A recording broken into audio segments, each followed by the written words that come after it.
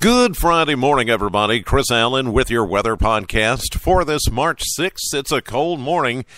I don't know if we'll set the record. The record is 6 below zero, set in 1960.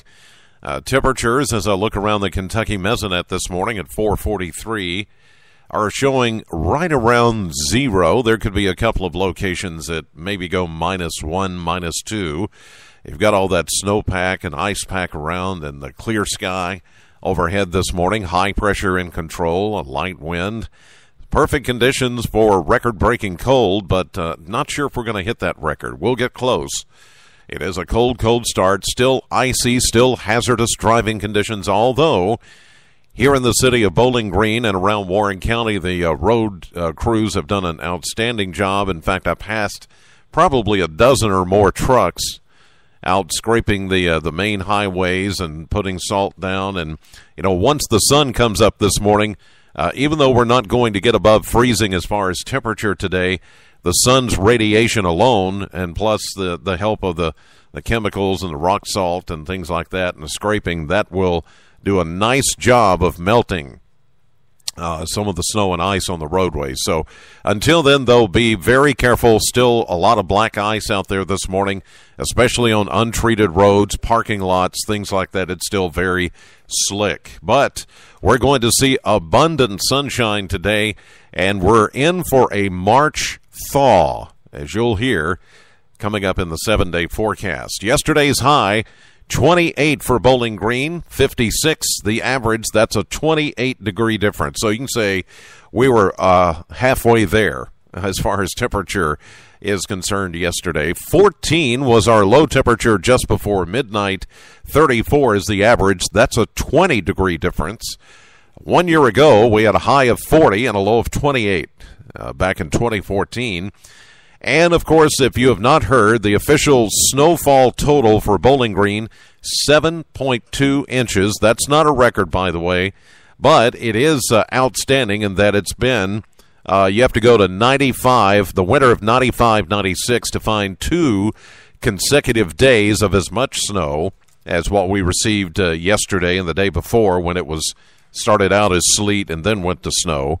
And then to have that 1-2 punch, has been a long time since we've seen that. In fact, you have to go back to the biggest snow on record for Bowling Green, which was in March, believe it or not, March of 1960. A lot of you remember that.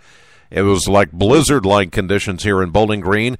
Western Kentucky, the Hilltoppers, were going to the tournament, and they had trouble getting there because of the snow. Some of you do recall that.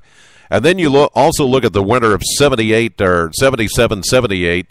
I remember that one as a kid. We were out of school for a month, had to make up days, half days on Saturdays. That was awful. But it was it was the best winter I can remember as a kid, because like a lot of kids are getting to do now, it was day upon day of sledding and building snowmen and snowball fights and all that kind of good stuff. So, yeah, pretty historic stuff. You can read about it. The National Weather Service office in Louisville has a special page they've created looking back at some of the historical facts and how this one ranks among some of the snowiest winters on record. I think we're like fifth all-time snowiest record. That may change as some of the totals come in, and things do keep changing. But we're going to see improving weather over the coming days. 30 is our expected high today, sunny but cold, southwest wind at 5. The sunshine will, as I mentioned, will do a nice job on the melting process.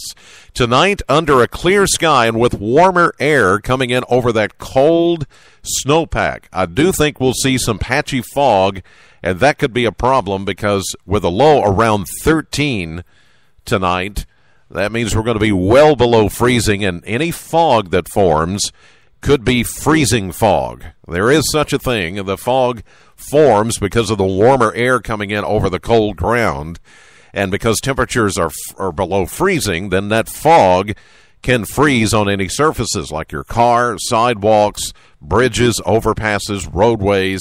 So again tonight, some slick, icy conditions, even though skies will be clear. We'll get some melting that will take place today. All of that will refreeze by tomorrow morning. But as we get into Saturday, lots of sunshine and much warmer. The melting continues, a high of 46. Sunday, mix of sun and clouds, and 48. You're going to like these numbers coming up. 52 on Monday. There is just a slight chance of a rain shower Monday night into Tuesday morning with just a passing front. 58 for Tuesday and clearing. 64 and mostly sunny on Wednesday. Check out Thursday. Mostly sunny. We could be looking at high temperatures near 70 degrees. As I mentioned, it's a March thaw, and it's on. And I don't see any major storm systems coming in for the next 7 days. And that's probably the best news of all. And to think we're finally going to get some spring-like temperatures in here. We're just 14 days away from the official start of spring. Yes, I think we're all ready for that. Okay, a couple of things here. This is Daylight Saving Time weekend, which means you'll need to set your clocks ahead 1 hour before you turn in Saturday night or early Sunday morning. It's official at 2 a.m. Sunday morning. This is when we spring forward. Daylight Saving Time this weekend. And don't forget, tomorrow we will be at the Sloan Convention Center, 10 a.m. to 2 p.m., the WBKO Storm Team, me, Christy Shane, will all be there at the WBKO booth at the Sloan Convention Center. We'll be selling and programming NOAA weather radios. Kroger will be there with all the product, and we'll program your radio for free. We plan to have 3 different models of radios, the desktop model, the portable model, and the brand new ER200. That is a multi-purpose emergency radio with a flashlight and a hand crank on it so that if you run out of battery power, it can still operate, listen to AM, FM radio, weather radio, and it has USB ports for your devices where you can either charge your device or charge the radio or vice versa. You can use the radio to charge your cell phone or tablet. It's a multi-purpose, multi-function emergency radio. So we'll have those available tomorrow, 10 a.m. until 2 p.m. at the Sloan Convention Center. One more note. I am taking next week off vacation, and the timing couldn't be better. Looking at great weather next week. I've had 2 or 3 weeks of this bad weather. I'm ready for a break, so I'm taking next week off. I'll see you guys back here on the 16th. So no podcast from me for the next week. And my radio show is also going to take a hiatus for next week. I'm really just going to detach and get off the grid a little bit and just relax. So in the meantime, you guys, have a great weekend. God bless you. Thank you so much for listening. Know the weather before it knows you. I'll see you live at 5:30 on AM Kentucky, streaming live to the WBKO app and to WBKO.com.